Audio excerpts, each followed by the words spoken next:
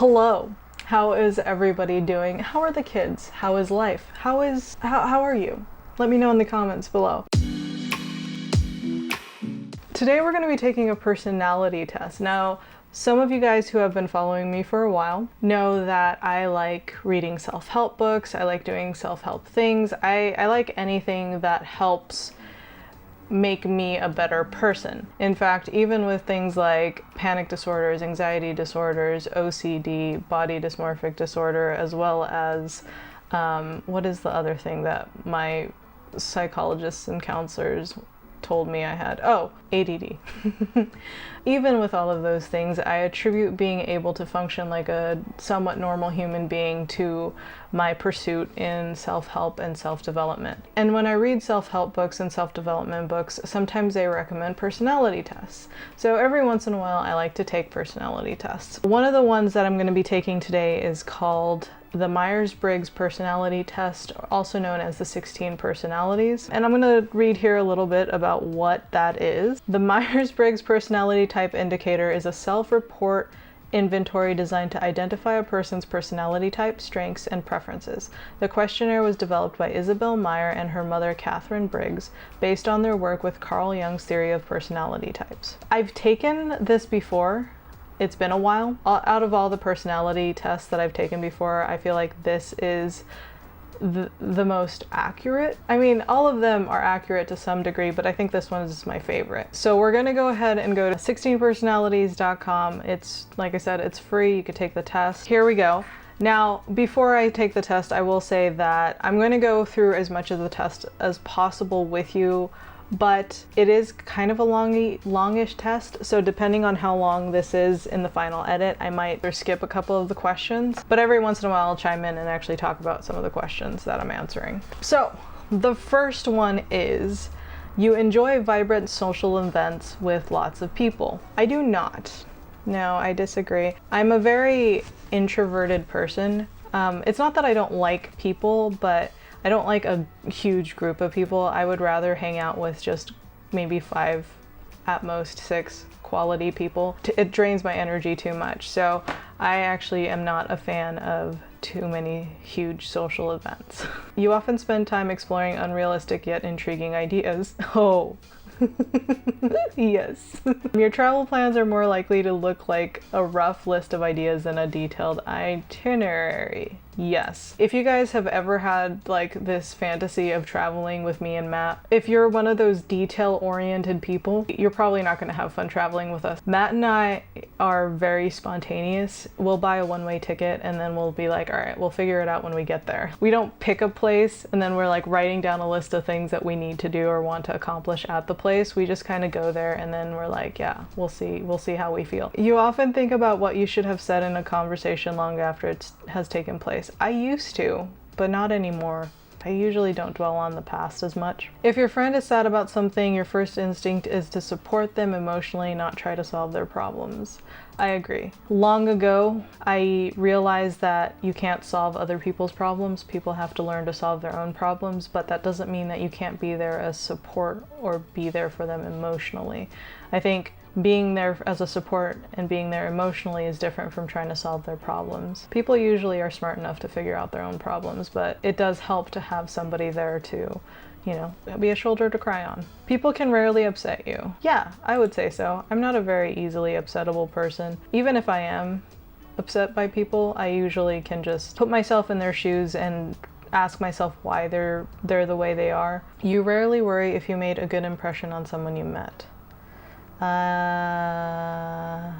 Yeah, I would say so. I typically, like, I'm not someone who's just careless and don't care what other people think in terms of like being completely trash of a human, but for the most part, I am who I am.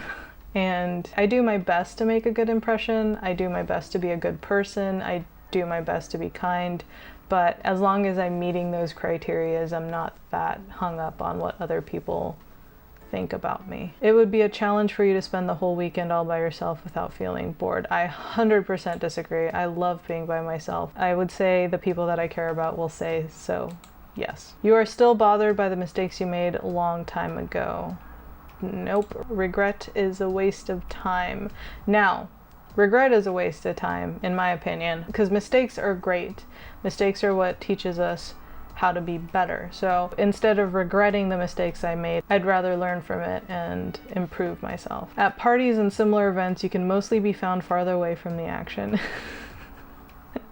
Yeah, I'm the type of person who gets invited to somebody's house for a party and I'm immediately just drawn to their dog or pet.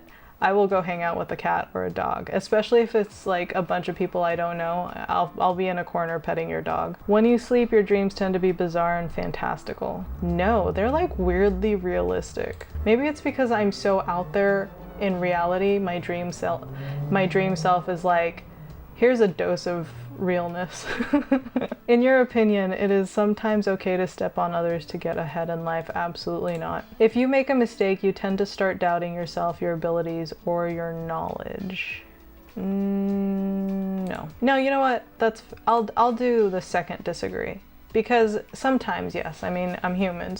Everyone doubts themselves occasionally, I'm sure. But for the most part, especially recently, I think I'm very confident in my abilities and what I can achieve. Every once in a while I have like that doubt, but not very often. If I make the mistakes, I'm more of the type of person that's like, all right, what did I do wrong? And how can we move on from this? You usually lose interest in a discussion when it gets philosophical. Oh no, I love philosophical discussions. You would never let yourself cry in front of others. No, I think my YouTube channel will disagree with that, with all the videos that I've cried in. When it comes to making life-changing choices, you mostly listen to your heart rather than your head. Yeah, I have a tendency to do that. You usually prefer to get your revenge rather than forgive. Disagree. Revenge is a waste of time. It's like that quote that, what is it, Gandhi? Was it Gandhi? He said that revenge, anger, frustration on somebody else is like you drinking poison and expecting the other person to die. It just doesn't do you any good. It's so toxic for you. We try to let that shit go. You often make decisions on a whim. Yes. The time you spend by yourself often ends up being more interesting and satisfying than the time you spend with other people. No, I actually like both. I will say I'm neutral on that. I find myself as well as other people interesting. There's a lot you can learn from yourself and there's a lot you can learn from other people. You always know exactly what you want. For the most part, I do. You tend to focus on present realities rather than future possibilities. Disagree.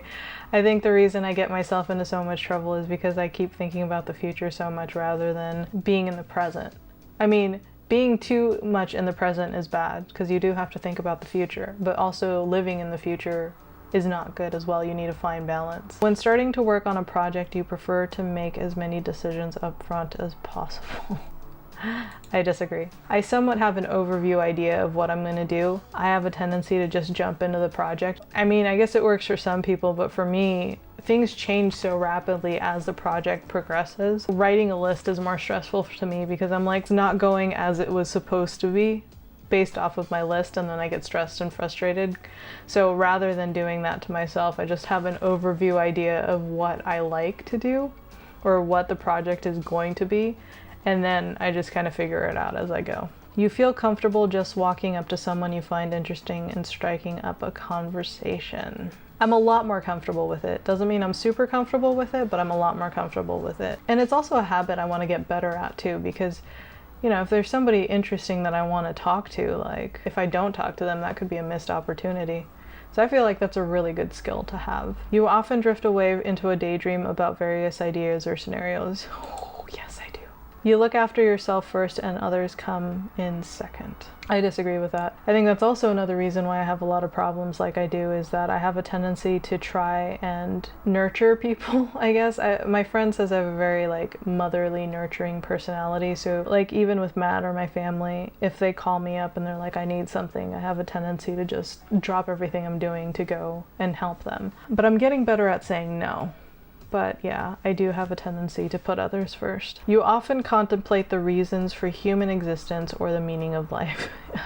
Yes, I do that all the time. I'm like constantly thinking about that. You often talk about your own feelings and emotions.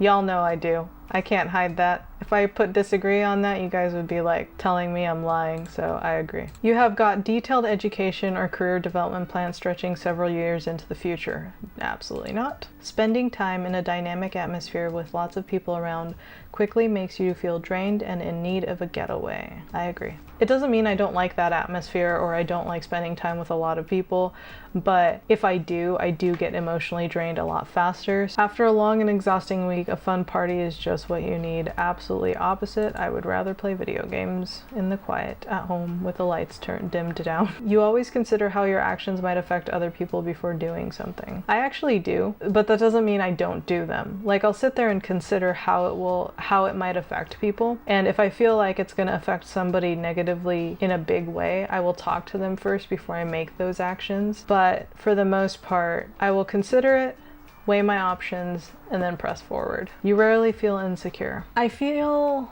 insecure when it comes to my looks. That's where the body dysmorphic disorder comes in. But as far as being insecure with what I'm capable of doing, what I can achieve, then no, I don't usually feel too insecure about it. And even if I did have moments of insecurity, I usually bounce back pretty fast. See results. We're done. I am an assertive mediator. Your personality shows it. Okay, what does that even mean? On the outside, mediators may seem quiet or even shy, but they often have vibrant, passionate inner lives. Because they make up such a small portion of the population, people with this personality type may sometimes feel misunderstood or out of step with the world. Fortunately, their caring nature can help them create and sustain deep relationships with their loved ones. Mediators value authenticity, empathy, and harmony. These personalities tend to act with the best of intentions, and they are rightly proud of this trait. That said, they may feel isolated or discouraged when other people don't share their idealism. Interesting. Oh, this is my result. This is what they had earlier. Okay, so I am 69% introverted, which I would agree with that. I do have some extroverted tendencies, but I am more introverted than anything. I am more intuitive, apparently, than observant. Okay. I guess I'm more feeling-based than thinking-based. That can't be more true. Oh my gosh. I definitely go with my gut and my feelings more than anything. I'm more prospecting than judging. I don't know what that means though. I am more assertive than turbulent, which I think is what the A stands for. Yeah, I'm an A. So what is assertive? What is the A versus the T? Okay, assertive personality. Calm in the storm. That sounds really cool. Assertive individuals are self-assured, even-tempered, and resistant to stress. They don't worry too much, but this is different from apathy. They aim for goals and want successful results, but they typically won't let nervousness color the path to their accomplishments. They're unlikely to spend a lot of time thinking about their past actions or choices. According to assertive personality types, what's done is done. However, problems may arise for them if their confidence turns into overconfidence. Assertive individuals may gloss over problems or details that can interfere with their goals and desired results. They may lean towards assuming all will be positive. Assertive people also sometimes presume they are free to do much more than others would allow or tolerate. If overconfident, these personality types may come to believe their confidence overshadows what others want. That's actually good to know. But their confidence remains. It can help them move forward where others might hesitate. People with this personality trait report more satisfaction with their lives. They feel more assured of their abilities to handle difficult and the unexpected. Through this lens, they often create the kinds of success that matters to them. Okay.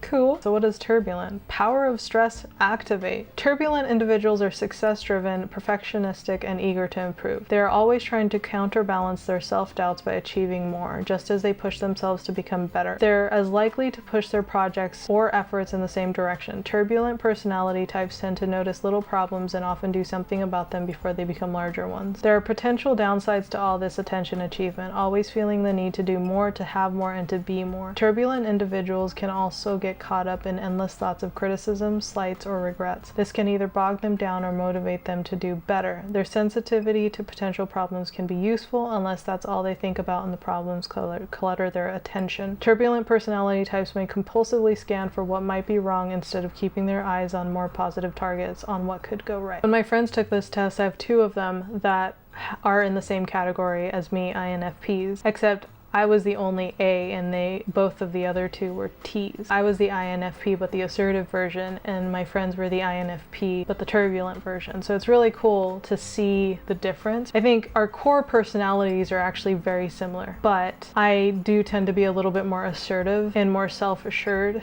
whereas they have a tendency to get bogged down by regrets and like what other people say about them. Let's look at strengths and weaknesses for INFPs. Strengths: thoughtful, generous, open-minded, creative, passionate, loyal to their values. Oh, weaknesses. This is going to be interesting. Overly idealistic. Mediators can take their idealism too far.